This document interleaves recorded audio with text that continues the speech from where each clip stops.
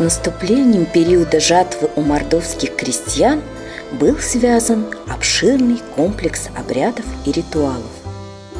Они не были приурочены к определенной дате, а зависели от времени созревания злака. Жертвенные обряды проводились, чтобы отблагодарить землю-матушку за долгожданный урожай. С помощью обрядовых действий участники стремились вернуть земле плодородие, обеспечивая урожай будущего года. Перед началом жатвы устраивались моления в честь богинь земли Модавы, поля Паксявы, плодородия Норовавы.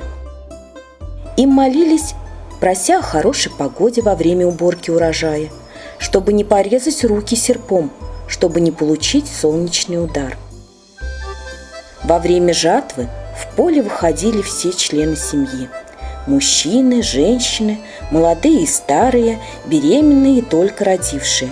Поэтому нередко в поле можно было увидеть кормящих матерей и люльки с младенцами, накрытые балдахином. Мужчины во время жатвы косили косой с грабками. Они были нужны для равномерного захвата и укладывания колосьев. Женщины убирали урожай серпами. После окончания жатвы проводили Тарвас-Оскс – моление серпа. Богиня поля Паксява, по представлениям мордвы, жила во ржи, поэтому каждый хозяин оставлял для нее специально несжатую полоску. Перед ней стелили белые полотенца, ставили на него хлеб, соль, втыкали в землю серпы, и все присутствующие садились на снопы. Старшая из жниц благодарила Паксяву за хороший урожай. «Милостливая Паксява, дала ты нам много зерна, не обижая наши сердца. Колосья ржи полны серебряным золотым зерном».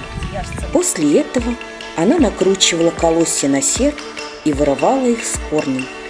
Зерна с этих колосьев скармливали курам, чтобы у них было много яиц. Одним из самых торжественных обрядов после уборки всего урожая был большой трехдневный праздник – Велень-Оскс – сельское моление. По-другому его называли Парень-Пандама – плата за добро.